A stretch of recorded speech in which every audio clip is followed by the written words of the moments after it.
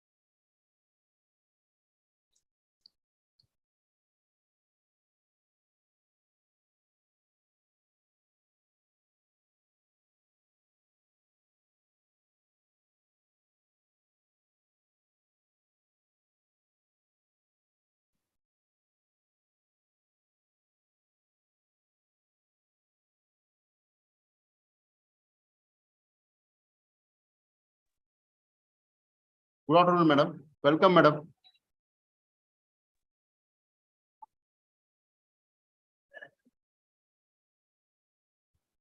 Good evening, madam. Warm welcome, madam.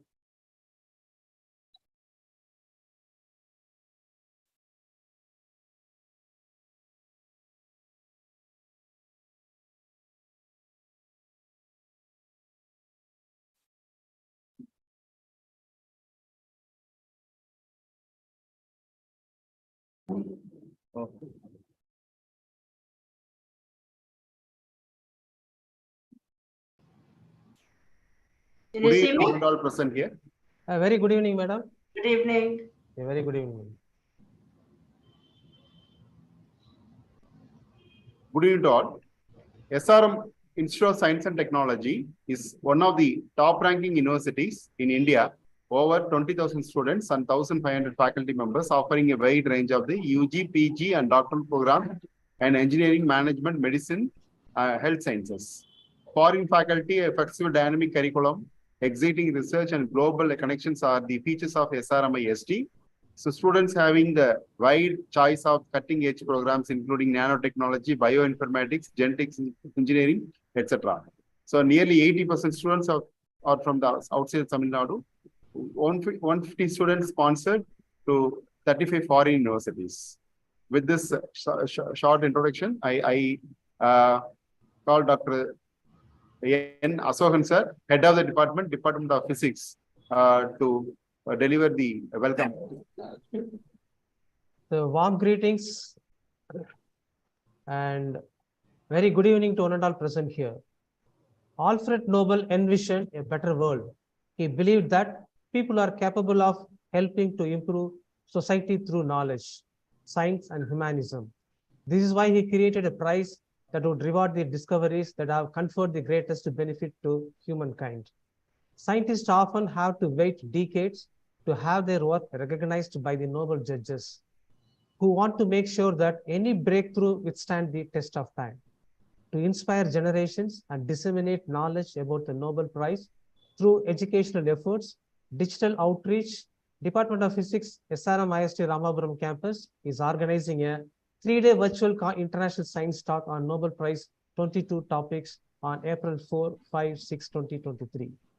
This science talk aims to stimulate discussion at the highest level on a topical science related theme by bringing together university professors, lawmakers, leading educationists, academic scientists, researchers, and scholars in the domain of interest from around the world. This initiative seeks to bring the students and researchers into closer contact with the worldwide scientific community, and especially with an audience of young scientists. By bridging science and society, it is an opportunity to stimulate thinking, excite imagination, and inspire greatness. More than 500 participants registered, participants from all over the world, including all parts of India, Indonesia, Germany, Pakistan, Tanzania, Afghanistan, Bangladesh, Turkey, Brazil, and Sultanate of Oman. Esteemed guests, distinguished guests, dedicated participants from all over the world, it's my great honor and privilege to welcome you all to the International Science Talk on Nobel Prize 22 topics. We would like to extend a very warm welcome to our most respected and beloved Dean. First and foremost, we were delighted to welcome our keynote speaker, Dr. Kalpana Gopalan, IAS Additional Chief Secretary, to discuss about this scintillating Nobel Prize on it. We welcome you, madam. It gives immense pleasure in welcoming all the participants from all over the world for inauguration ceremony of International Science Talk. The first session of this International Science Talk on Nobel Prize 2022 topics. Once again, welcoming you all. Thank you. Thank you.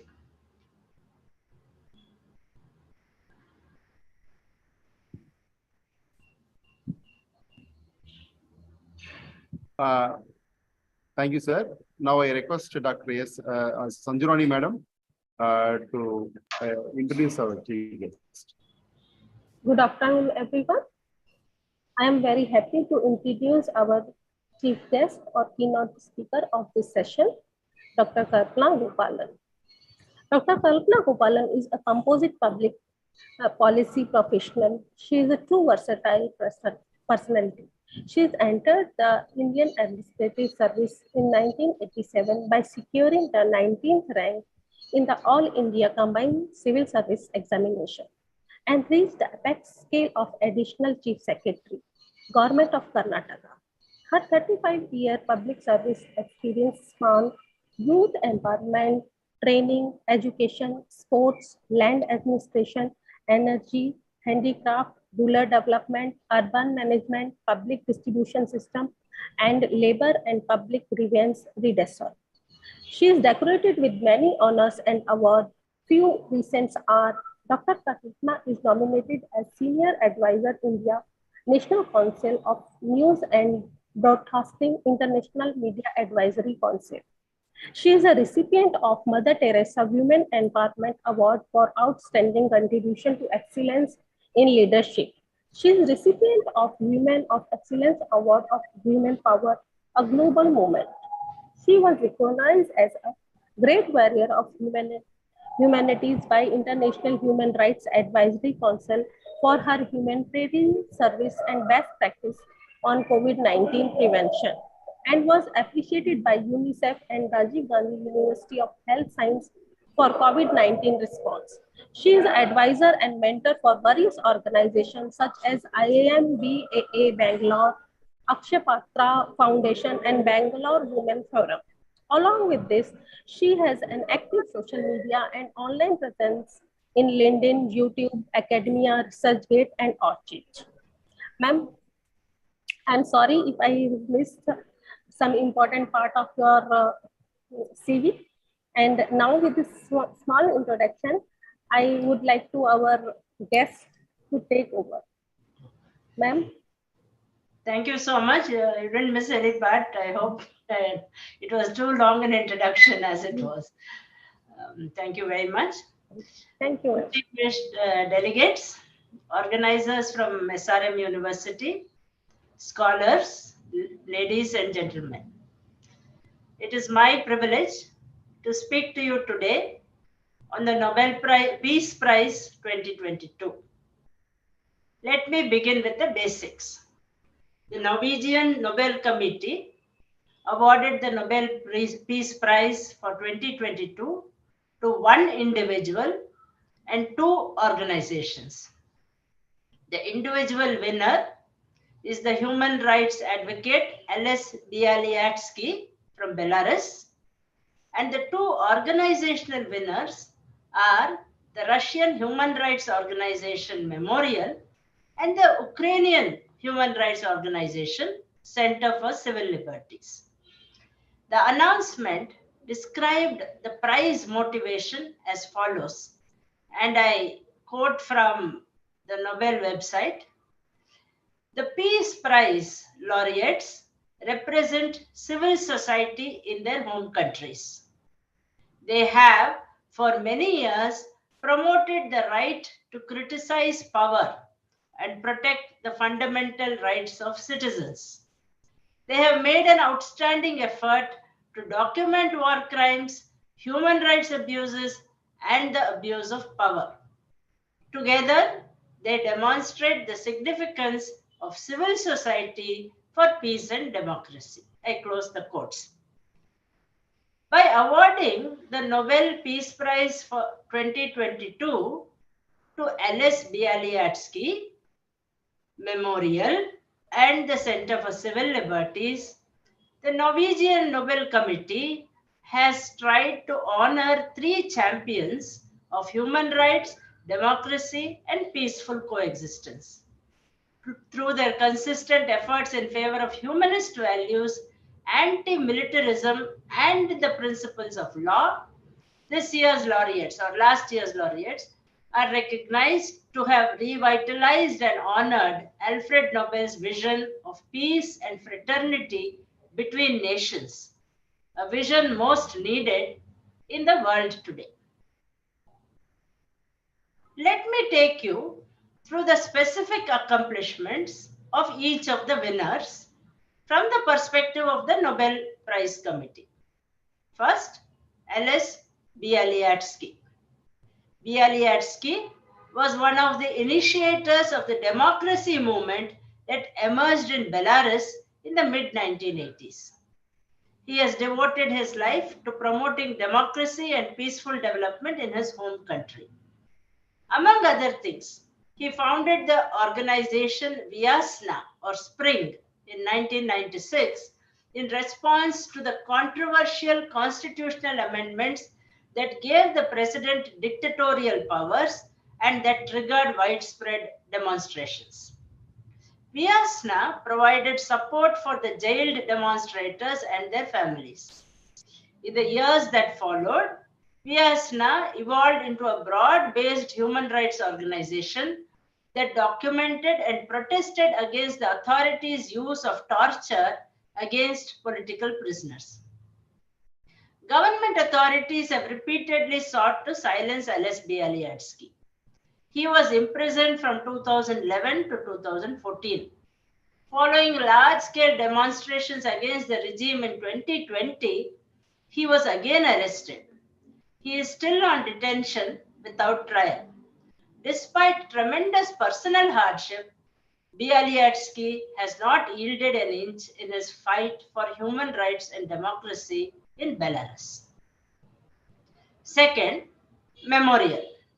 The human rights organization Memorial was established in 1987 by human rights activists in the former Soviet Union who wanted to ensure that the victims of the communist regime's oppression would never be forgotten. Nobel Peace Prize laureate Andrei Sakharov and human rights advocate Svetlana Ganushkina were among the founders. Memorial is based on the notion that confronting past crimes is essential in preventing new ones. After the collapse of the Soviet Union, Memorial grew to become the largest human rights organization in Russia. In addition to establishing a center of documentation on victims of the Stalinist era, Memorial compiled and systematized information on political oppression and human rights violations in Russia. Memorial became the most authoritative source of information on political prisoners in Russian detention facilities. The organization has also been standing at the forefront of efforts to combat militarism and promote human rights and government based on rule of law. When civil society must give way to autocracy and dictatorship, peace is often the next victim. During the Chechen Wars, Memorial gathered and verified information on abuses and war crimes perpetrated on the civilian population by Russian and pro-Russian forces. In 2009, the head of Memorial's branch in Chechnya, Natalia Estimirova, was killed because of this work. Civil society actors in Russia have been subjected to threats, imprisonment, disappearance, and murder for many years. As part of the government's harassment of Memorial, the organization was stamped early on as a foreign agent. In December 2021, the authorities decided that Memorial was to be forcibly liquidated and the documentation center closed permanently. The closures became effective in the following months, but the people behind Memorial refused to be shut down. In a comment on the forced dissolution, Chairman Jan Raczynski stated, "Nobody plans to give up." Third, the Center for Civil Liberties. The center was founded in Kiev in 2007 for the purpose of advancing human rights and democracy in Ukraine. The center has taken a stand to strengthen Ukrainian civil society and pressure the authorities to make Ukraine a full-fledged democracy.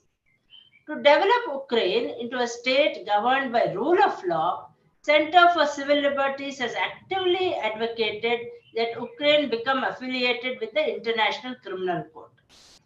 After Russia's invasion of Ukraine in February 2022, the Center for Civil Liberties engaged in efforts to identify and document Russian war crimes against the Ukrainian civilian population.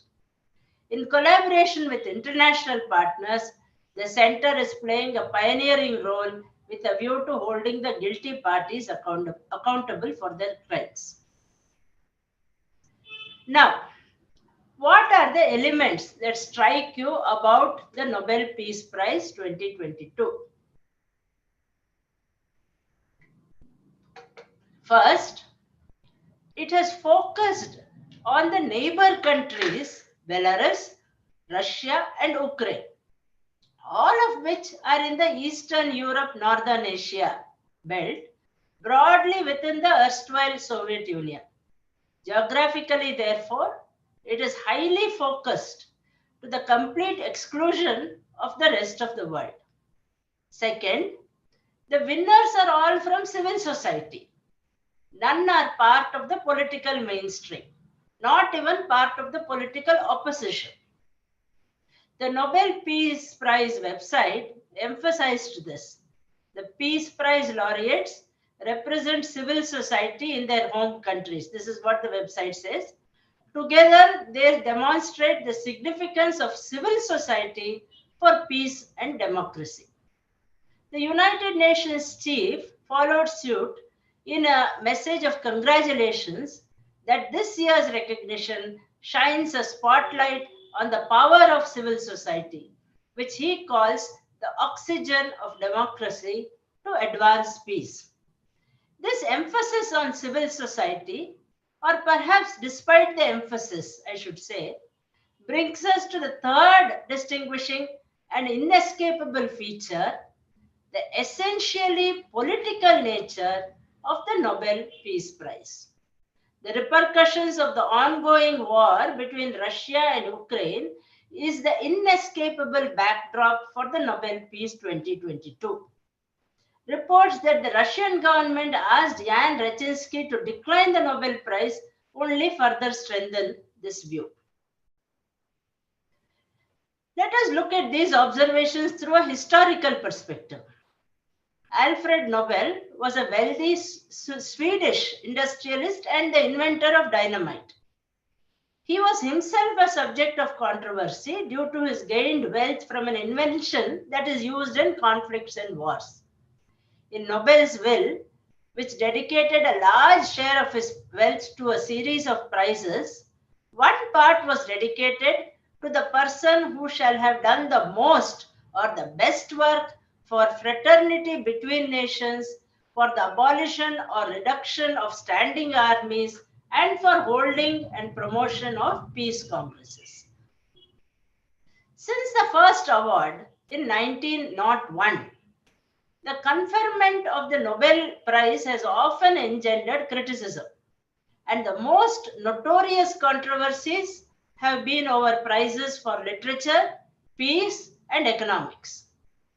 Beyond disputes over which contributor's work was more worthy, critics most often discerned political bias and Eurocentrism in the result. In particular, the Nobel Peace Prize controversies often reach beyond the academic community. Criticism that have been leveled against some of the awards include allegations that they were politically motivated, premature, or guided by a faulty definition of what constitutes work for peace. The prize committee has been accused of being politically motivated, subjective, and sometimes basing the award on aspiration rather than achievements. I want to take you through some conferments. Interesting because they stretch beyond controversy to reach absurdity. Mahatma Gandhi never received the Nobel Peace Prize, although he was nominated 5 or perhaps 12, accounts vary, 12 times, and the reports vary about this. In 1948, when the committee ended up not making an award, they decided not to spend the prize money for 1948 at all. It is speculated that what many thought should have been Mahatma Gandhi's place on the list of Nobel Peace Laureates was silently but respectfully left open in 1948. Decades later, the Nobel Committee publicly declared its regret for the omission. The secretary of the Norwegian Nobel Committee said in 2006, "The greatest omission in our 106-year-old history is undoubtedly that Mahatma Gandhi never received the Nobel Peace Prize." Gandhi could do without the Nobel Peace Prize, but whether the Nobel Committee can do without Gandhi is the question. On the other hand, the Nobel Peace Committee seems to have suffered from neither self-doubt nor hesitation when it awarded Barack Obama in 2009 based on a nomination made within 12 days of his becoming President of the United States. It also raised questions due to Obama administration's involvement in wars in Libya, Afghanistan, Pakistan, Iraq, and Yemen. What the New York Times called a stunning surprise surprised even the winner. But as a true politician, Obama had no qualms in accepting the award. It may also be noted in 2009, unlike in 2022, the Nobel Peace Committee does not seem to have been convinced of the pivotal role of civil society activism and instead saw potential in mainstream political activity. More accurately, prospective mainstream political activity. Other controversial winners include an award given in 1994 to Palestinian leader Yasser Arafat, Israeli Prime Minister Yitzhak Rabin, and Israeli Foreign Minister Shimon Peres for their work on the Oslo Peace Accords. The Oslo Accords are believed to have been the direct cause of Rabin's assassination, evidence that the effort which won the Nobel was opposed internally within his own country. There are many such controversies. Perhaps it will come as no surprise to you that Hitler was nominated too in 1939. And given Nobel's history, it will also come as no surprise that 1939 also saw no winner, just as in 1948 when Gandhiji was nominated. If 1948 was left without nominating or selecting a winner out of respect for the Mahatma, what did the same gesture mean in 1939 when Hitler was nominated and did not win? I leave it to, but the winner's spot was left open. I leave it to you to think about this. But do the controversies and blatant omissions take away the merit of the many worthies who did win based on genuine accomplishment rather than politics? I would say no. In 1964, Martin Luther King was recognized for his non-violent struggle for civil rights for the Afro-American population. Mother Teresa in 1979 for her work to bring help to suffering humanity. Nelson Mandela and Frederick de Klerk for their work for the peaceful termination of the apartheid regime and for laying the foundations for a new democratic South Africa. If not in absolute terms, you would agree these awards were richly deserved relative to some of the winners that we saw earlier. I hope that my discourse so far has made you view the Nobel Peace Prize in perspective.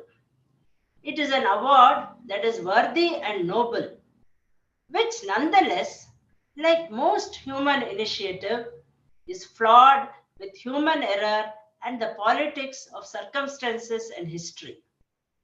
For those of you who aspire to win the Nobel Peace Prize, despite its limitations, let me address the question, how do you get the Nobel Peace Prize? Note that the announcement for the winners comes a full year after the process starts. September the year prior kicks things off, and that is when you will need to be ready, as the Nobel Committee invites more than 6,000 individuals to submit names, maybe your name too, for consideration. You can't nominate yourself. Okay, you have to be nominated by someone who is either a past winner or a member of the Nobel Committee, holder of a chair in chosen prestigious universities, a national governing body member, and other selected notable scientists and leaders in each of the categories. You have until January 31st when submissions are due. The committee then screens nominations, sometimes over 1,000 names, and gets a working list up to 300 names depending on the field.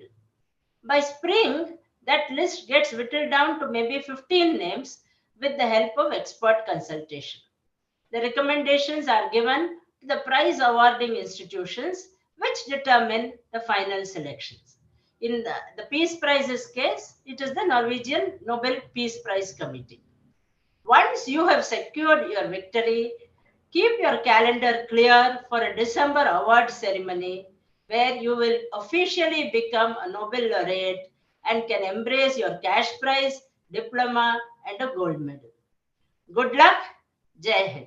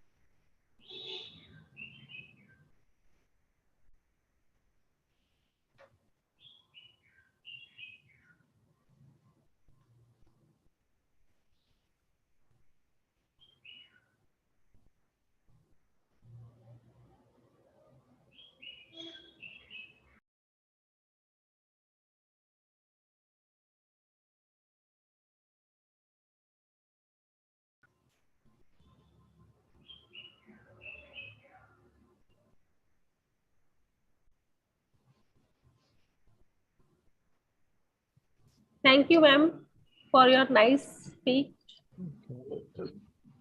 And thank you very much, madam. It's very highly, beautifully articulated between this Hitler and Mahatma Gandhi, how they two people, important people in two extremes, they have been dropped out because of that. No nomination was recommended during that period. That it was very excellent keynote address. Thank you very much, madam. Thank you very much.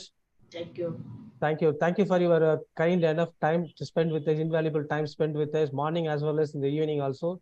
You made us this International Science Speak, especially on the Nobel Prize 22, is a grand success. Thank you very much for your participation, madam. Thank you. Thank you very much. Thank you, madam. May I now request Sanji madam to introduce the next speaker, Soumya Bhaduri madam. Sanji ma'am. Yes, sir. Soumya, sir? Yeah. Yes. Yes. Yeah. Thank you. Thank you. Welcome to SRM IST. Very good afternoon to all of present here. I am very pleased to introduce our next speaker, Dr. Soumya Bhaduri. Dr. Soumya Bhaduri is a microeconomist currently working in a strategical research unit at Reserve Bank of India. Dr. Soumya's research interests include understanding microfinancial linkage in emerging markets, and his work experience covered microeconomic surveillance and forecasting at the Reserve Bank of India. Dr. Soumya has a PhD in economics from University of Kansas, USA. Before joining RBI, he worked as an economist at the National Council of Applied Economic Research, New Delhi. With this small introduction, I would like to ask our guest to start his speech. Sir, Sure. mic to you, sir. Thank you. Am I audible?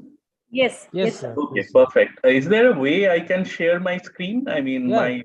Yes, Sure, yes. sir. Okay, thank you. Just give me a minute. I'll try to share. Okay. So is the screen visible? I'm putting it on Yeah. the PowerPoint mode. Yes, sir. Yes, sir. Okay, perfect. Thank you very much, sir. Thank you, Thank ma'am, you. for your kind introduction. So the topic that I have chosen for today's discussion and deliberation is related to financial vulnerabilities and risk to growth in emerging markets. And this is a topic which is very close, and I am keenly interested and has got enormous consequences for prominent as well as less prominent emerging markets. And so the work is a joint work with Professor Viral Acharya and Dr. Jay Surti. And I'm very, I see this as a great opportunity where I am having this opportunity to work with such stalwarts in this field. So based on my borrowed learning from my co-authors, I would like to present our research. So in honor of the Nobel laureates, Douglas Diamond and Philip Dewey, where their path-breaking contribution when they proposed that banks specialized in creating liquid claims against illiquid assets. So this is a very, very path-breaking idea where banks are specializing in creating liquid claims against illiquid assets. And this idea is somewhat, I'm borrowing from what I have understood from Professor Viral Acharya in some of our deliberation. So we start with the basic understanding of on the microeconomics of banking. So what are bank deposits? So bank deposits are something that is, in a sense, instantaneous. At every point of time, it is kind of what economists would like to call it is demandable. At any point of time, I can go to the ATM or I can go to a bank during the office hours and I can claim this money that I have put in the bank. So it is redeemable. And the contract is that it is instantaneous by its very nature. At any point of time, it gives me an opportunity to go and redeem whatever I have put in the bank. So by its very nature, the deposits in a bank is instantaneous. I can choose not to redeem it. I can choose to kind of roll it over to the next period, but by its very nature, it is instantaneous. On the other hand, what we have is bank loans, These are by its very nature, it has a contract between the other side, where someone who is actively looking for a capital, who wants to get loan, is by its very nature and contract is obligated to repay at the end of every month or quarter or a particular year. So the idea is that there is on one hand a deposit, which is the saving that I am putting in the bank, and on the other side there are loans. And the very nature of the contract has gone kind of as a discord in terms of redeemable and repayment in terms of yeah. And in between this, where there is an instantaneous deposit and then there is bank loan where the borrower is obligated to pay at the end of every month or quarter, is the role of the bank, which is acting as this or playing the role of intermediation. Where bank deposits are short-term, bank loans are long-term, and banking is the lifeblood of the economy. That is basically channeling this saving that I'm putting in the bank and putting it into active usage. Maybe it is putting into the ensuring that the first-time home buyers are able to get a home. It is using in some kind of medical treatment. It is putting money or some capital to an entrepreneur who is a first-time entrepreneur who has a great idea. And so the bank is able to generate a lot of first order, second order economic activity by making the right use of this saving that I am putting as deposit. Now, one issue that may arise is the risk from maturity transformation. So the idea is how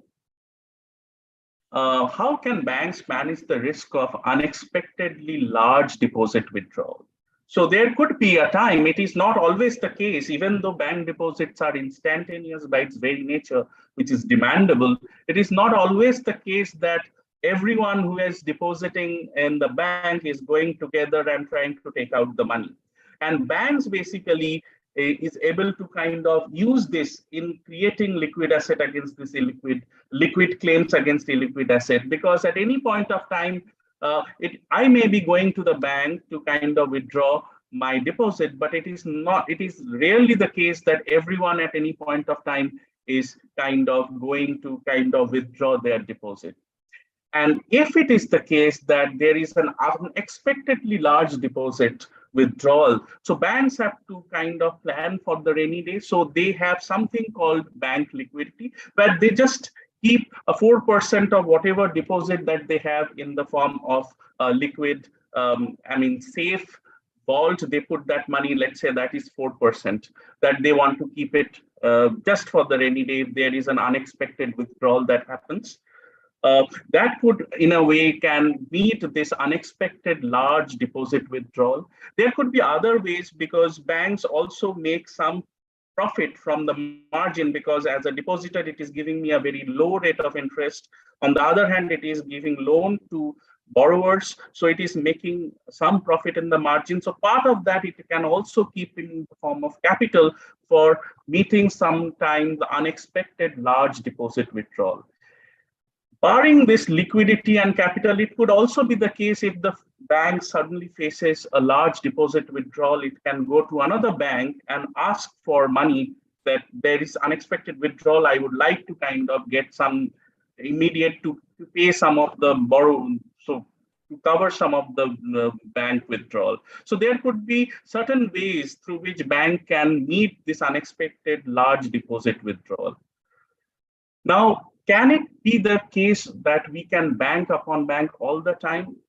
The answer is there are instances where banks have overlent. That means they have too little liquidity and capital holding with themselves, that they have overlent what they are expected over and above that they have the deposits. Also, it may be possible that they have questionable asset quality, because the kind of loans that they have made are questionable, and so their assets are in question, and therefore if they go to another bank to kind of meet the unexpected withdrawal, then some of the other banks are not willing to give them money. This could be another case. In a more macro environment, it would be the case that all the banks have lent to a particular sector, so there are no healthy banks around. So that could be the third case where banks are unable to kind of meet a sudden surge in withdrawal.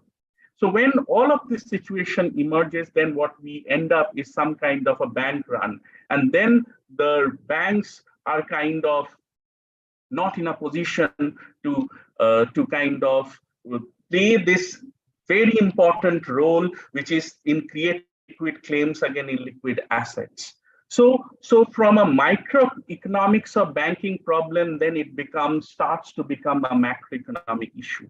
And so our research basically tries to move from this microeconomics of banking into a macro problem. So in the next segment, we'd like to show what could be the potential macroeconomic risk in an economy. So the chart here shows what we call it, the aggregate financial conditions in an economy. And you can see the center block is what we call it, the domestic price of risk. This price of risk essentially has in it a bunch of spreads, which we call risk spread. It could be term spread, that is between GSEC and lower term. It could be asset return, it could be market volatility. So this is the key center stone that is essentially capturing the risk in an economy. And please note that this risk in the economy that is captured in this domestic price of risk could emanate from the real sector, which could be through the housing prices. It could emerge from the fiscal block where there is excess government borrowing, let's say. It could emerge from the external sector through exchange market pressure, or it could be through the banking sector through NPA problem. So the point is, what we are trying to hint is that, yes, bank is a one important source of crisis. Of course, bank is the lifeblood of the economy, but if it runs weak, then it becomes a source of crisis. But not all crises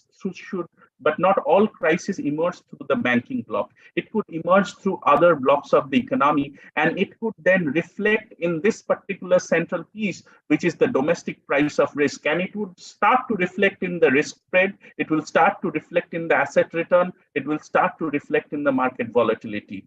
So all of these blocks are interconnected, and it would reflect in the central piece. So what we are trying to do is estimate the aggregate risk in an economy that could be an account of all of these blocks put together. And that is what we are calling it the aggregate financial conditions in an economy. Now, if we have to kind of break down this aggregate financial condition, it could be a loose financial condition versus a tight financial condition. Tight financial condition especially emerges when we are in a crisis situation. Now, there could be, if we had to break it down, there could be stress measure versus vulnerability measures.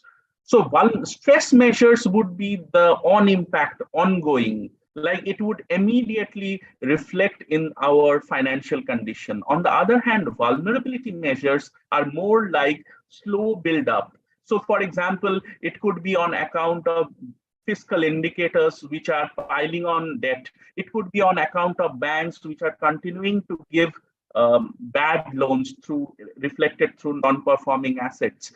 So the idea is we classify these financial conditions into stress and vulnerability. One example could be that if stress is on impact, like a bone fracture, vulnerability is like a slow killer, like an osteoporosis. So what we try to do is not just measure the aggregate financial conditions, but we also try to decipher which are the variables that could lead to on-impact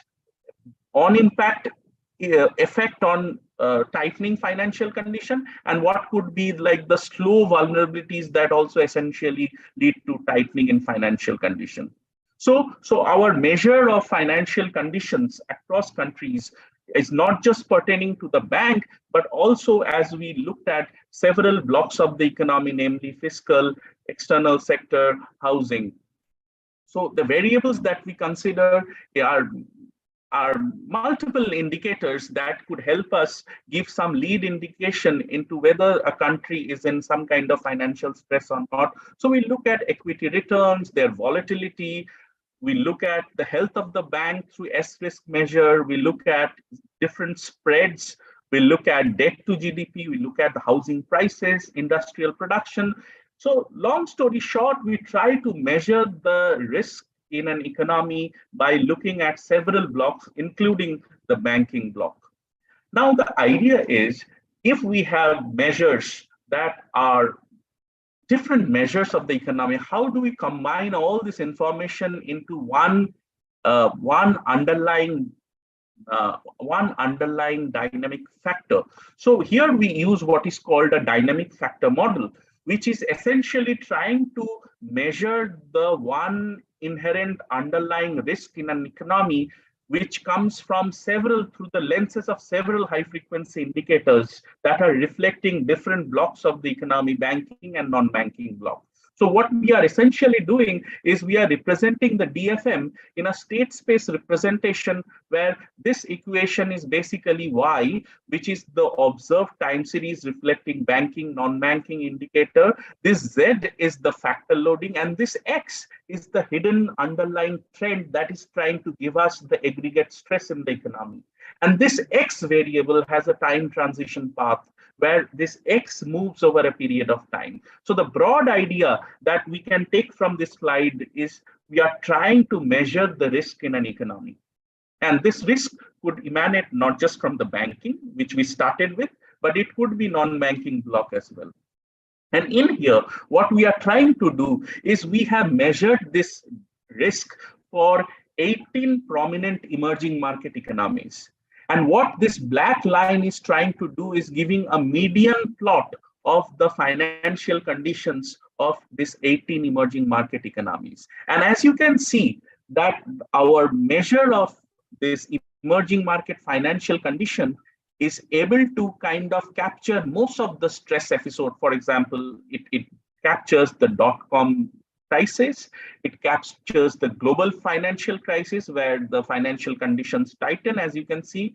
It gets into the euro debt crisis, the stress emanating during taper, Chinese currency devaluation, Turkey crisis, and more recent COVID-led crisis. So the idea is we are able to get a measure of the stress in an economy through several banking and non-banking indicators by combining all of these indicators through a dynamic factor model. And this measure is able to pick up historically all crisis stress episodes quite well.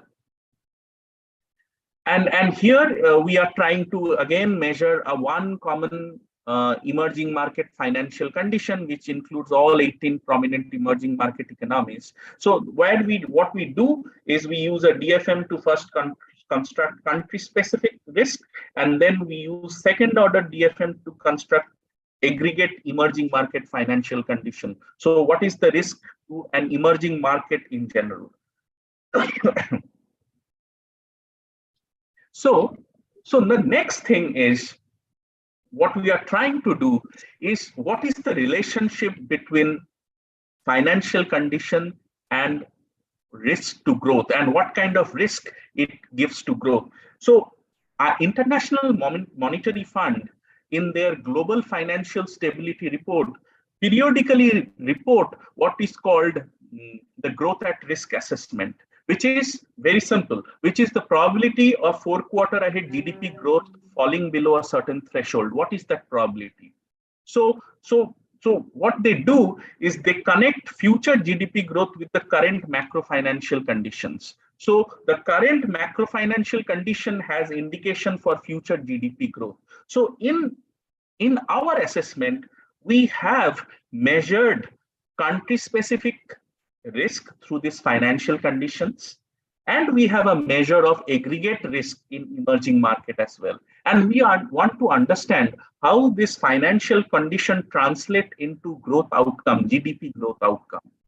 And this we are capturing through a model which is used in ecological models, but this is somewhat new novelty is to use it in a macro financial framework where we are using a predator-prey model to capture this kind of macro financial interaction and outcome. So we are using a predator-prey model, which is very simple. So consider and imagine a population of moose and wolf. If the moose population rises, then wolves feed on them and multiply. However, as wolves grow in number, they kill the moose. Eventually, the moose population falls, which implies that the wolves would find it difficult to survive. But with fewer wolves, the moose population can start to grow again. So away from the steady state, the two populations oscillate. So this is how the wolf and moose population, like a predator and prey, would work in a cycle. And this is exactly what we want to capture between these financial conditions in emerging market and growth outcome in emerging market through a predator-prey model. I'm planning to give another illustration to just show how this bidirectional feedback loop works. So for example, if we look at tight financial conditions, so when we are in a crisis situation, for example, financial conditions tighten, that could lead to contraction in supply of credit, increase in downside risk to growth. And this is when our growth outcomes drop and our growth outcomes become pessimistic. So in here, our financial condition, which is a predator, is killing the prey, which is the growth outcome. And this is one side of the strand through which tight financial condition can kill the prey, which is growth outcome, which is captured in many papers. For example, IMF's downside risk to growth assessment and growth at risk assessment captures this. But then there is another side to the argument, which we call feeding effect, where high growth sometimes lead to pro-cyclical lending and risk-taking response by banks. So as economy starts to grow at a very fast rate, banks start to give more lending. Sometimes they take more risk higher than their the limit that should they take, and this leads to some kind of pro-cyclical risk-taking loans, and that could suddenly lead to heightened financial condition. So in here, rise in economic growth is leading into easy loans, which is causing vulnerability to build in, and that is causing financial conditions to tighten. And this is captured through several works such as Raghuram Rajan has a herd behavior, disaster myopia, institutional memory hypothesis. So this is the other strand of the literature that looks at how high economic growth can eventually feed into tightening of financial condition. So as you can see, the left side, which is looking at high growth translating into tight financial condition, and on the right side, you are looking at the other strand of literature, which is saying tight financial condition leading to fall in growth outcomes. So we want to capture this feedback loop in a predator-prey model. And not just that, we also want to kind of look at the role of exogenous factor that can help this predator-prey interaction. For example, just to give a sense, when we were talking about the wolf and moose population, there could be good rainfall, high vegetation that can also help play the role of an exogenous factor in modeling this predator-prey interaction. For example, good rainfall that can lead to more vegetation that will have more food for the moose population. Moose population will grow faster. Wolves would be able to feed on the moose population. So essentially what it does is we not just look at the predator-prey interaction that is between the emerging market financial condition and GDP growth, but we also look at the role of exogenous factor. For example, we look at Professor Helen Ray's global financial cycle, which reflects co-movement of capital outflow together, or in other words, there are commonalities in financial intermediaries in getting more leverage credit at the same point of time in geographical areas. So after controlling for some of this factor, we look at the predator-prey interaction, that is the interaction between financial condition and GDP growth. So this is the mathematical form of the model. I don't want to get into the mathematics at this point of time, but broadly what we are trying to do is we are capturing the wolf and the moose dynamics, which is FCI and GDP in our growth in the presence of covariates, where covariate is a global financial cycle in risky asset prices. So as just as very simple, so this B matrix is basically capturing the interaction in between, where B11 and B12 and B21 are the predation effect, EMFCI on GDP growth, and B12 is the feeding effect, GDP growth on EMFCI. And then this bunch of coefficients C11, C12 are the role of covariates on the predator-prey interaction. So, I mean, long story short, what we are able to see is that there is a predation effect. That means tight financial condition could translate into low GDP growth. But what is more interesting is that we are also able to get this B12, which is statistically significant, which is a feeding effect, which means that high growth leads to pro-cyclical lending and risk-taking response by banks, which essentially leads to tight financial condition.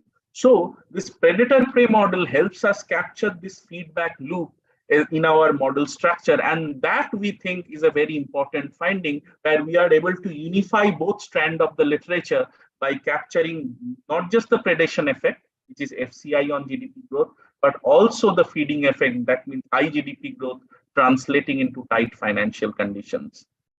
So the broad idea that we are trying to capture is the role of, so let me summarize the key takeaways from our slide. So we are trying to say that bank plays a very important role of intermediation, where they are converting the liquid claims against illiquid asset. But not all crises originate in bank. There could be non-banking sources of vulnerability as well. And then what we are trying to do is, for prominent 18 emerging market economies, we are measuring the financial condition through a dynamic factor model. And then we are aggregating those across 18 emerging market economies to arrive at an emerging market financial condition. And then finally, we are trying to capture the relationship, nonlinear relationship between emerging market financial condition and growth outcome through a predator-prey model. And we are trying to unify two strands of literature together through this predator-prey model. So with that, I will kind of stop here. Look forward to feedback, comments. Thank you very much, Dr. Soumya. This wonderful talk, starting from what is deposit, what is loan, and coming with this stress versus vulnerability. You are talking about that, and the dynamic factor model, which is very interesting on that. And of course, finally, your predator-prey interactions, that model, how it helps to look into this from micro level to macro level is very, very interesting on that. Thank you very much. If audience, any questions, please, you can unmute yourself, you can ask.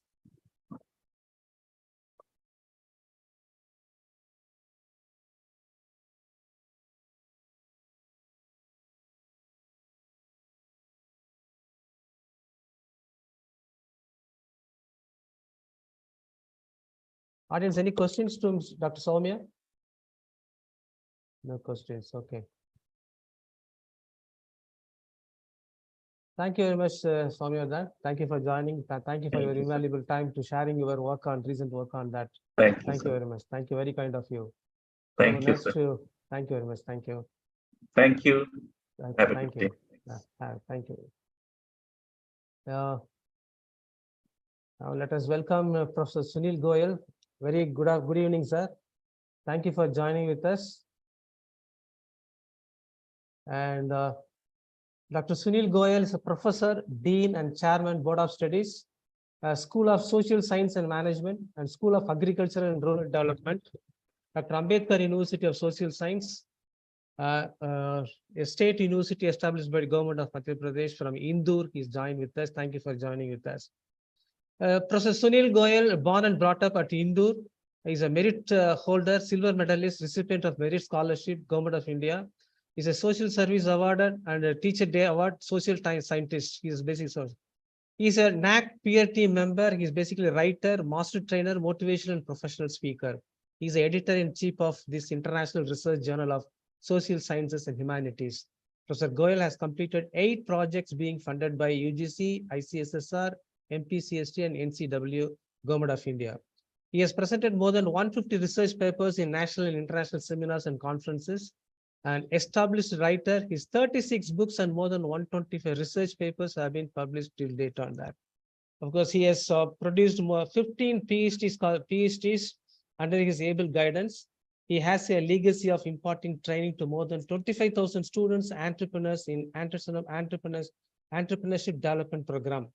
Being a specialist in research methodology, he has trained more than 150,000 students, research scholars, and faculty members in faculty development program exclusively on research methodology. Very great, sir. Very, very kind of you. Very great enough.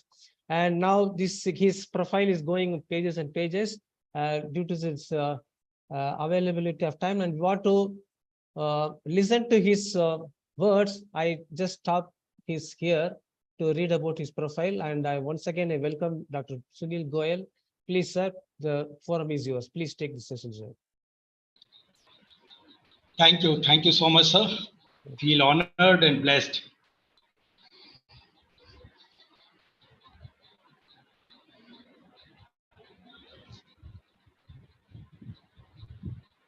Can I start now? Please, sir, please go ahead, sir.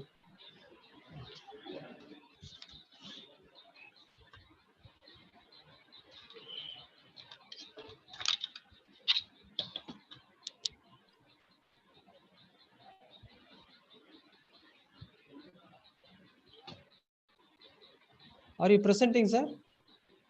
Yes. Okay. We'll be presenting a small presentation. I think. Yeah. Are you able to present? Let me see. No, host disable attendee screen sharing. Yeah, 1 second, sir. So, Subramaniam, sir. If Subramaniam, sir. Okay.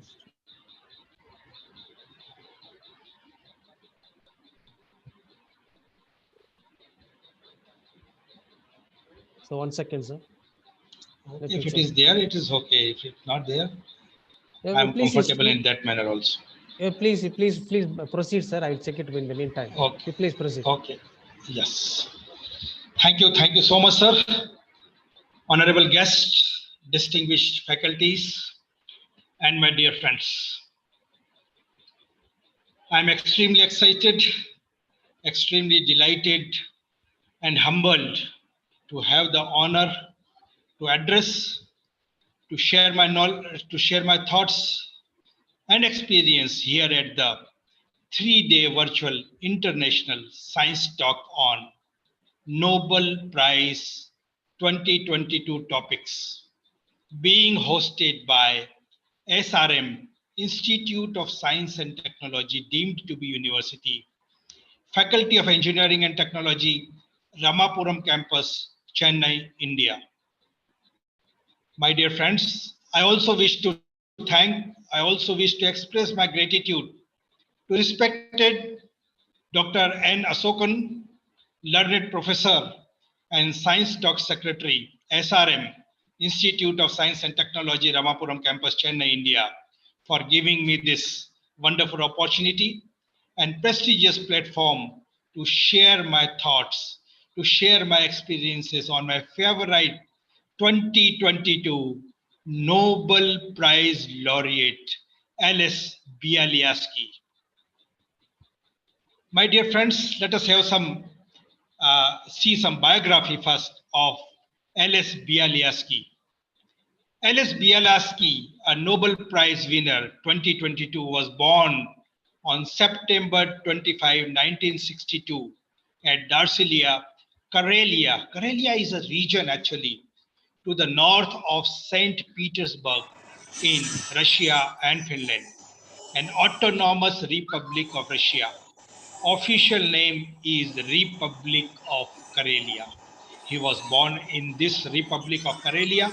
Alice Bialyaski is a Belarusian human rights activist who, with the Center for Civil Liberties and Memorial, won the Nobel Prize for Peace in 2022. I would like, ma'am, please stop sharing your screen.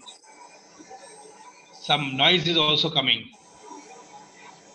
Please mute yourself. Everybody, my humble request, please mute yourself. Bialyaski, as a Nobel Prize winner, he received the 2022 Nobel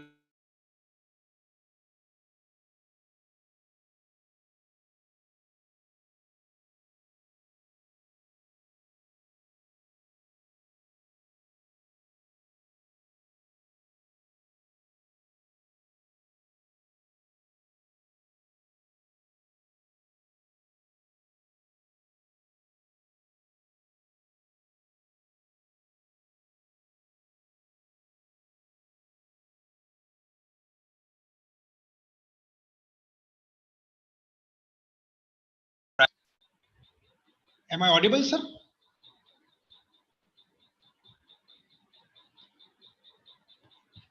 As the Soviet Union entered a piece of more expression, in 1986, Bialysky confounded a group of young writers especially to amplify Belarusian literature, to amplify cultural thought, to correspond with a broad awakening of Belarusian national identity. Friends, this Ales Bialysky was a resident of Belarus at the time of winning this award, the Nobel Peace Prize 2022. What motivated him? Actually, the Peace Prize, what I was listening in the inaugural session, this Peace Prize laureate actually represents civil society in their home countries. This is really an honor for them. They have for many years promoted the right to criticize power. They have the right to protect the fundamental rights of the citizens.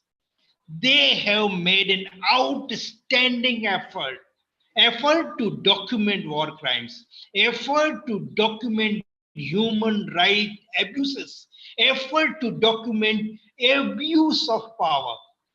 And together, they demonstrate the significance of civil society for peace and democracy.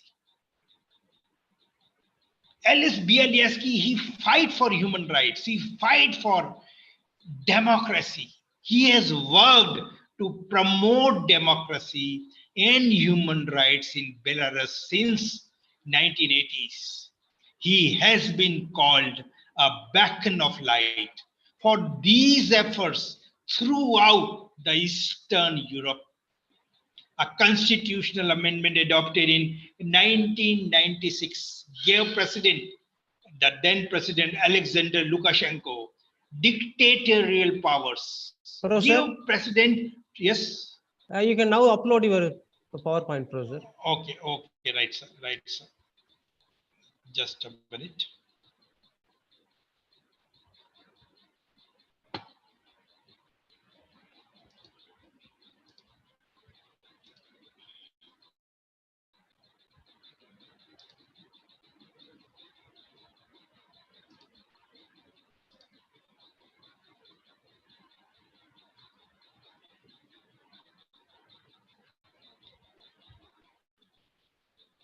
Is this screen visible? Yeah, it's visible, but no slides is there. You are sharing. You can move the slides, sir. You can move the slides. Okay.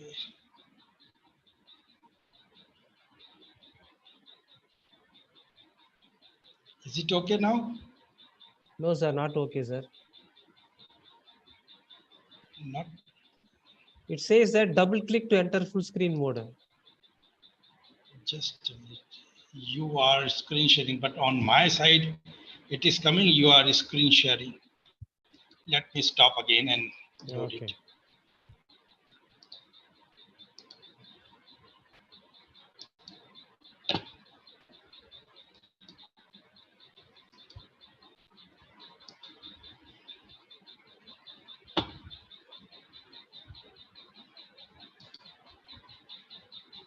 Is it visible now? No, sir, it's coming to the mode, but I have not seen any slides, sir. You can move the slides, sir. I'm moving on my computer, it is moving. Now, when you share the screen, have you selected the full screen mode, man, sir? Yes, entire screen mode I have selected, sir. But I have not seen any slides, sir. Just a minute, let me try it once again.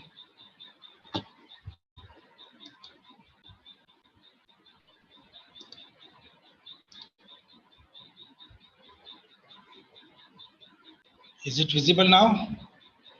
Sorry, bro, sir. I think there is some problem, I think so. Okay, please proceed, Professor. Otherwise, no issues. Right. I think, I don't know what happened. No problem, no problem.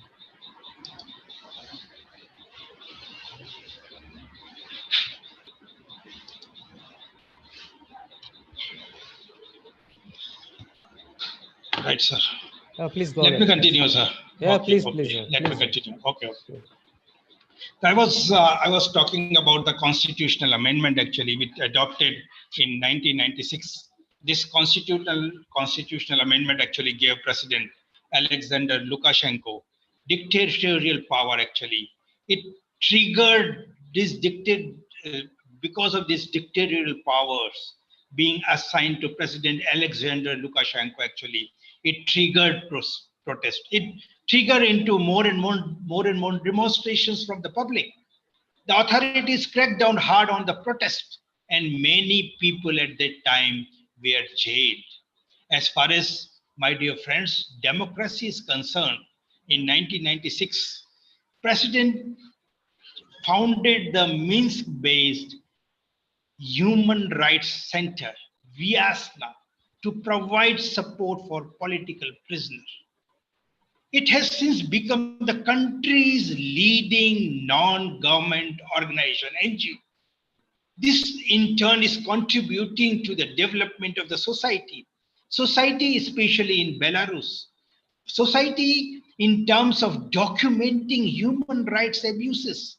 Society in terms of monitoring elections procedures. In the year that follow, Vyasna, this is an NGO which is being devised by Bielski, evolved into a human rights organization that documented the authorities' abuses against and torture of the political prisoners. And as a result, Ls Bialyaski's work, the government authorities sought to silence him. And in the year 2011, they sentenced Bialyaski to several years of imprisonment for alleged tax evasion. He was released in 2014, and in June 2021, in the wake of massive demonstration across the country against President Lukashenko's dictatorship that broke out after the president elections in August 2020. The Nobel Prize winner Ales Bialyaski was again jailed. This time without trial, this time without any conviction. He was still in prison when he was being awarded the Nobel Peace Prize in 2022. And since the mid-1980s, Ales Bialyaski had led a non-violent and non-partisan campaign to ensure that democratic freedoms and a vibrant civil society are being established in Belarus. As an active member of the national human rights movement, Bialyaski has been arrested. He has spent several years in prison on trumped charges as Belarusian authorities try to impede him. The government has also frequently targeted his non-government organization Vyasna and its members. However, Bialyaski and Vyasna persistent and long-standing efforts to empower the people of Belarus and ensure their democratic rights have rendered them an unstoppable force for so-called freedom. During pro-democracy protests, including the recent large-scale demonstrations in the aftermath of the fraudulent 2020 president elections, Vyasna, the non-government organization, has been playing a leading role in advocating for the freedom of assembly, defending the rights of the people who are arrested for protesting, rights of the people who were documenting human rights abuses. And under the authoritarian rule of Alexander Lukashenko, Belarus has for decades been plagued by severe human rights violations and political freedoms are heavily restricted in the country. Through their commitment to democracy, commitment to freedom, Ales Bialysky and his organization NGO Vyasna have laid the foundations of a peaceful, foundations of a democratic society. He was advocating for freedom. His organization Vyasna was advocating for freedom, advocating for human rights. And Belarus is often referred to as Europe's last dictatorship. This reputation, my dear friends, stems from Alexander Lukashenko's authoritarian rule, under which elections are rigged, under which opposition voices are silenced, under which civil society is severely restricted. And as I have told, since the mid-1980s, Ales Bialysky has been at the forefront of the pro-democracy movement in the Belarusian Soviet Socialist Republic and subsequently independent Belarus. In 1988, my dear friends, if I remember correctly, he co-organized a series of public actions to commemorate the victims of Soviet political repressions, for which he was arrested also, for which he was punished by administrative fines also. And as said earlier, in the year 1996, when mass protests of democratic opposition in Belarus, Bialysky co-founded the Human Rights Center. This was the Human Rights Center, Vyasna, and has been its chairperson ever since. And in the time to come, my dear friend, his NGO, Vyasna, has grown into a national non-governmental organization with its central office in Minsk and regional organizations with around 200 members in the majority of Belarusian cities. The organization was formed with an aim to contribute to what? Contribute to the development of civil society in Belarus, based on respect for human rights. And my dear friends, the organization has sought to achieve this aim through a variety of actions. Actions including researching, actions including monitoring the development of civil society, actions including the human rights situation in Belarus, election monitoring, and also assisting the implementation of international human rights treaties ratified by Belarus. What price has been paid of challenging the regime? Since its inception, my dear friends, this organization, NGO Vyasna, has been relentlessly persecuted by the Belarusian authorities. And it has seen its members subjected to repeated arrests, subjected to repeated detentions, subjected to repeated beatings, subjected to repeated raids and fines also. And if I correctly remember, on October 28, 2003, the Belarusian Supreme Court baselessly cancelled the registration of this NGO Vyasna, which was formed by Bialysky for its participation in the observation of the 2001 presidential election. The organization has continued despite this.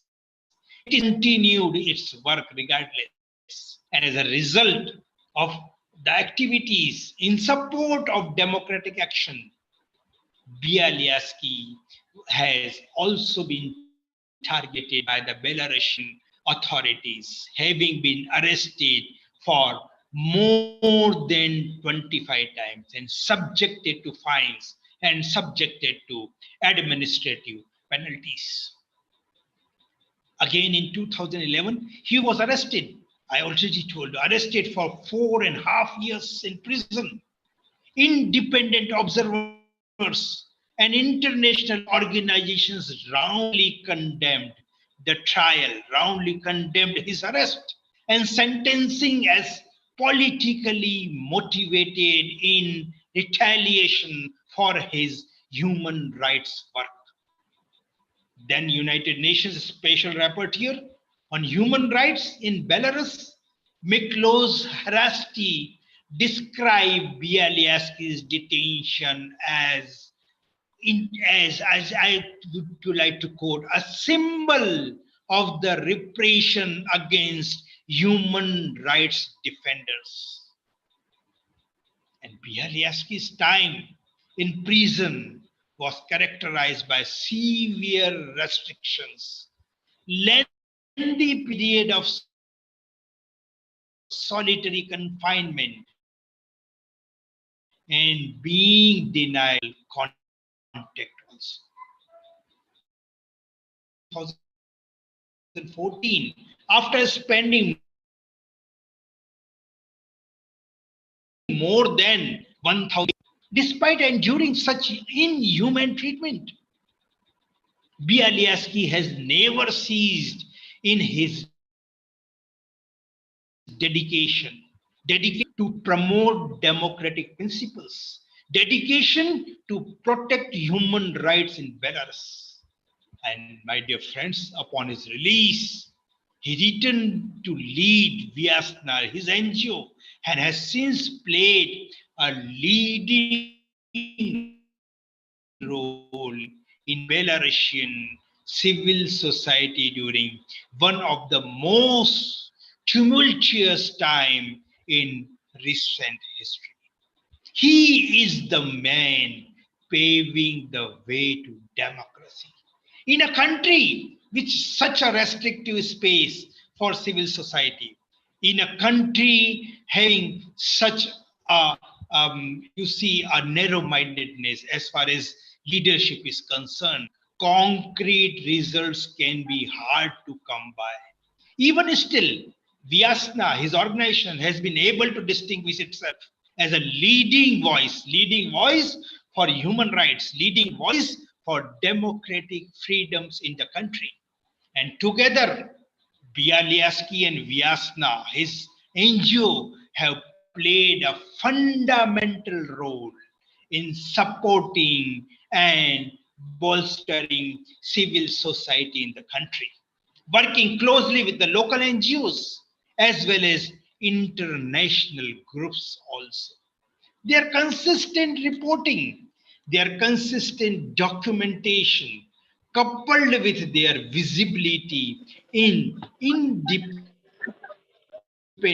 media, have brought the issue of human rights violations to the wider Belarusian public.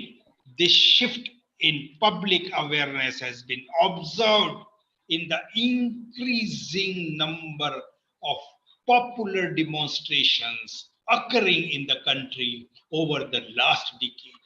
The regime shift from a form of soft repression towards violent crackdowns have also been thoroughly documented by Vyasna, notably through their exhaustive list of political prisoners in the country.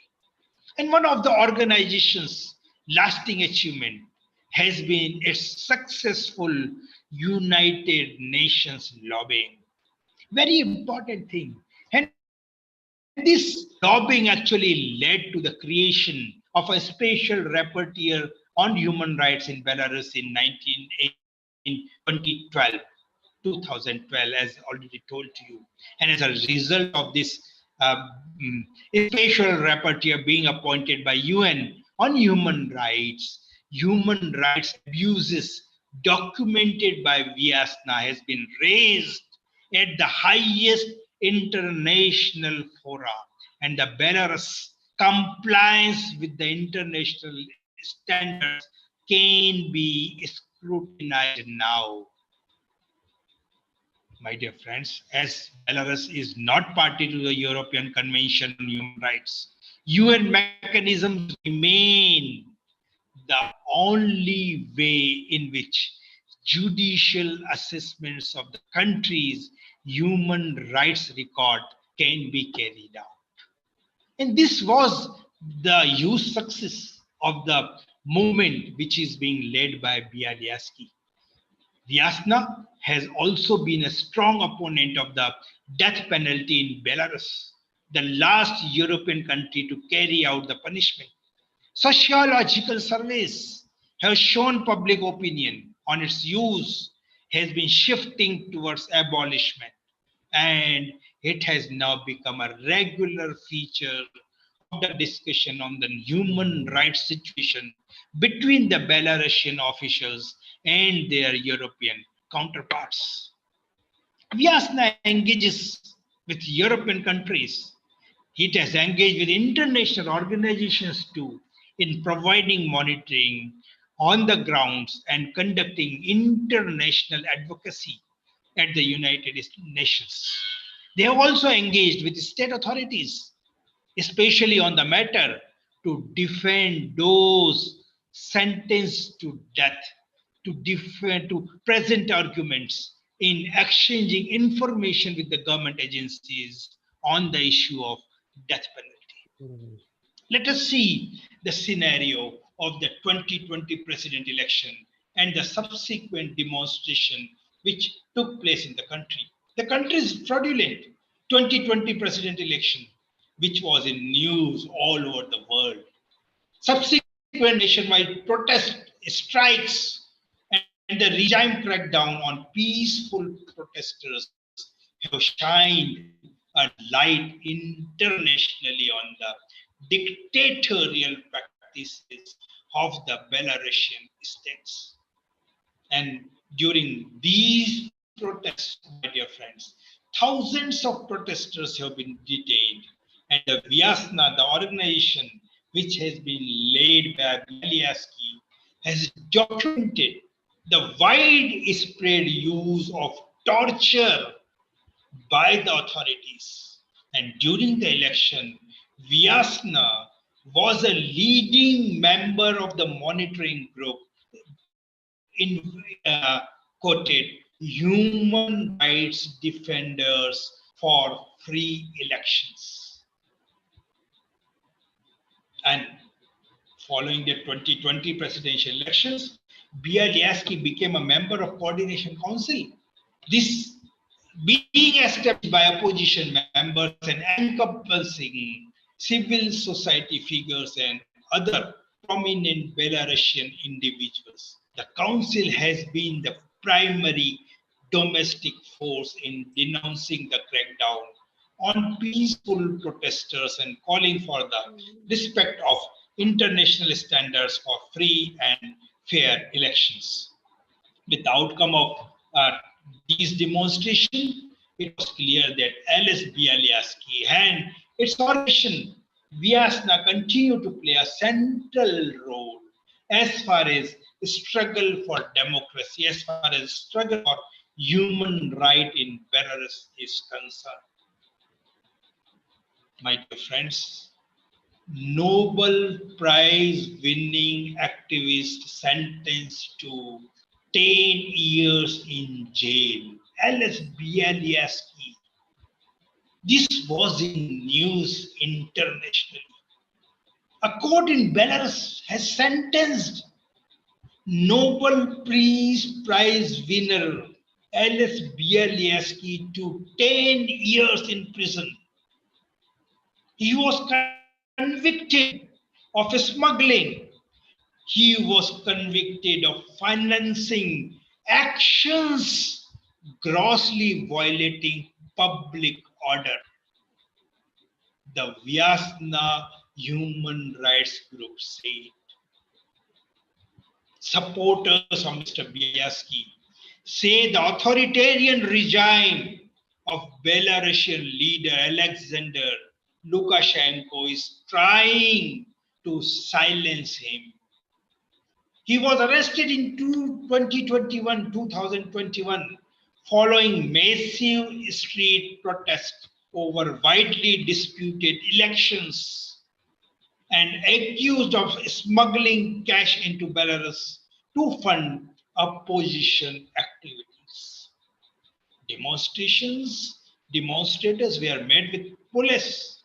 They were met with brutality, and Lukashenko critics were regularly arrested and jailed during the demonstrations, which started in 2020.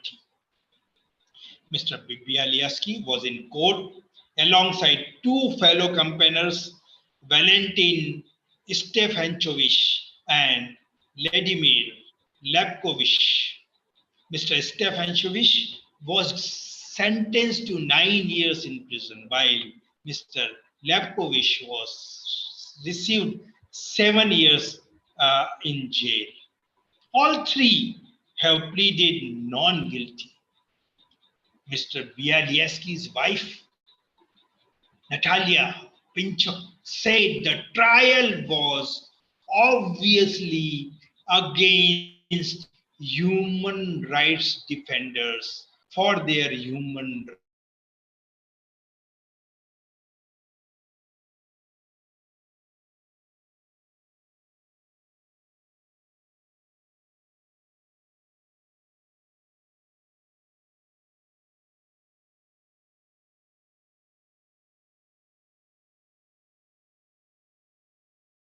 Professor,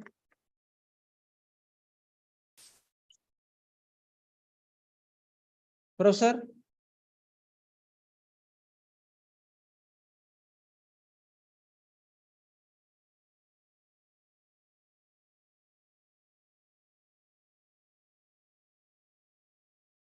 Sir, Professor, you are not audible.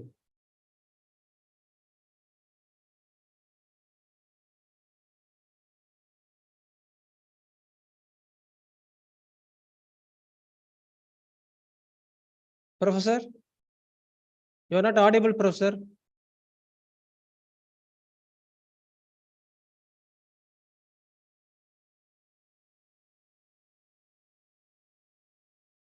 I don't understand what happened to Professor Sunil Goyal's audio is not there. Sir, actually, the mic single symbol is not coming, sir. Yeah. It's Some network problem. network. Yeah. I understand. We will wait for 1 or 2 minutes. He rejoin again, then only the problem may sort out. Yeah, Otherwise, they persist. I'll call him. Professor,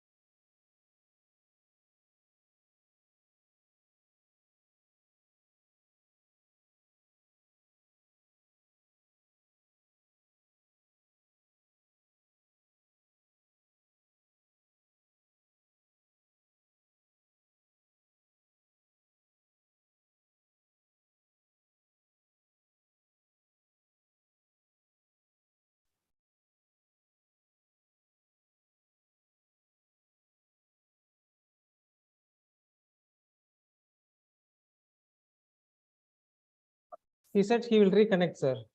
Sir? Yeah. He said he will reconnect it. Okay, sir.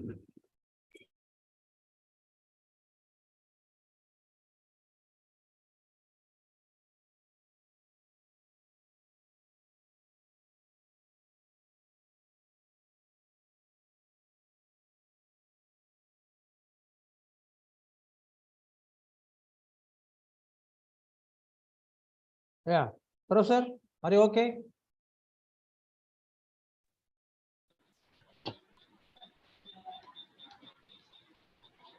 Am I audible? Yes, sir. Please continue, sir. Please. You are now. You are on the track. Right. Sorry for the what I was mentioning. Another 2 minutes, Professor. Okay. Right, sir. What I was mentioning when they were speaking to the media all over the world, Belarus exiled opposition leader said the sentencing to Bialysky was simply appalling. We must do everything to fight against this shameful injustice and try to free these Nobel Prize laureates. Russian, in turn, on the day 28 December 2021, Russia again ordered closure of Human Rights Group Memorial. The organization to which Bialysky was closely associated for years together. My dear friend, this was all about the biography of Nobel Peace Prize winner Bialysky and about his organization, especially I was talking about his non-government organization, Vyasna, and I was talking about the Russian memory. 14 laureates were awarded a Nobel Prize in 2022 for achievement that have conferred the greatest benefit to the humankind. Their work actually and discoveries, uh, uh, especially when we were talk about war crimes um, or of recognition of the efforts of the Ukrainian people who have bravely stood up to the attempts to destroy peaceful development of Europe, as well as celebration of the work being done by human rights activists in order to prevent military threat for the entire world. There are no available solutions for the challenges we and the whole world are facing now. People from different countries are also fighting for their rights and freedoms in extremely difficult situation. So today, I will, with your permission, Chair, at least try to ask the right questions so that we could start looking for these solutions. Number one, how can we make human rights meaningful again all over the world, especially when we are talking about Eastern Europe? How to start calling a spade a spade? Very meaningful question. How to ensure peace for people around the world? Number four, how to ensure justice. Justice for whom? Justice for those affected for the war. And the last but not the least, how can global solidarity become our passion? How to make global solidarity our passion? And we have started reforming the international system to protect people from wars, to protect people from authoritarian regimes. We need effective guarantees of security. We need respect for human rights for citizens of all the states, regardless of their participation in military alliance, regardless of their participation in military capability, or maybe the economic power. This new system, my dear friends, should have human rights at its core. This means what? This means that we need a new humanistic movement that would work with meanings that would work to educate people, that would work to build grassroots support and engage people in the protection of rights and freedom. And my dear friends, this movement will in turn unite intellectuals and activists from all over the globe, because the ideas of freedom, because human rights are universal and has no state border. It's time to assume the responsibility.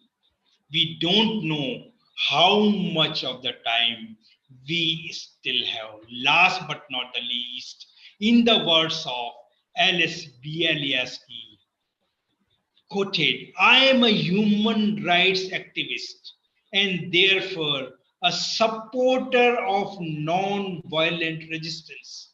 I am not an aggressive person by nature. I always try to behave accordingly.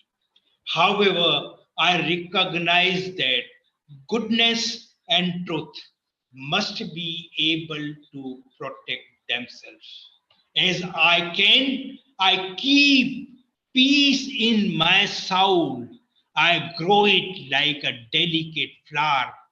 I drive away anger and I pray that reality does not force me to dig up a long buried axe and defend the truth with an axe in my hand.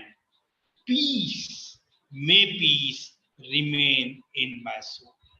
This was all about, my dear friends, about the human rights, about the Nobel Peace Prize winner, Alice Bialyaski. So thankful to the organizer, so thankful to the learned professor, respected Dr. N. Asokun Sahab, to give me, for giving me this wonderful opportunity. So excited, feeling blessed. Thank you once again. Jai Hind, Jai Bharat, Vande Mataram. Over to you, sir. Very wonderful, Professor. The way you articulate again, you prove that you are the master of storytelling. That the way the history behind this Alice Bialyaski from Belarus, how they struggled over the period of time to establish these human rights against these people. Then the consistently the documentation, which makes very important to bring this prize for them. That's very, very important. That because since when we in this workplace, in colleges or in our corporate, when we say about the documentation, people sometimes get reluctant to that. So now this one of the way you articulated the story you're telling, that you completely bring this the entire picture in the mind with the visualization. I can able to do that. Hope all the participants also able to visualize the way the master of storytelling that brings this entire scenes, the efforts, time, energy, the struggle, how this Alice Bialyaski from Belarus has have done this to protect these human rights. We are very excellent. They very, very, very happy about this your presentation, Professor. And one of my purpose is being fulfilled, because many of the time this Nobel Prize, most of the time we could not understand that what is the jargon, vocabulary, the terminology they used in awarding this Nobel Prize. That now you make it very simple, how the struggle behind this getting a Nobel Prize by the NGO, this especially this Alice Bialyaski from Belarus is wonderful. The articulation was very wonderful. Thank you very much. Thank you. Thank you very much for 1.5 years. Thank you very much for all the participants. You may have get this feedback link very soon in the mail or in the WhatsApp group. So today's session, we got a wonderful session for 3 speakers right from this on Kalpana Gopalan, IAS speaking about that how this scintillating history about this Nobel Prize, and talking about this why this Mahatma Gandhi has denied this Nobel Prize, as well as this the other end, how this Hitler has been now when nominated for the Nobel Prize, it was no winner announced in the two different contexts how this Nobel Prize was dropped. And second, excellent speaker from Dr. Soumya from Reserve Bank of India, Mumbai, explained this about this how the banking system is working from micro level to the macro level, and about this macroeconomics. He's beautifully explained that. Now the third speaker, Professor Sunil Goyal, today explained this beautifully articulated this. He bring out the scenes behind this, how the struggle between these people got the Nobel Prize. So with this today's session, we close now. Thank you very much for all the participants. And tomorrow, please join with us by evening 5:30 p.m. Evening 5:30 p.m. Again, we have 3 wonderful speakers tomorrow also. Thank you once again. Thank you very much. Thank you. Thank you, sir.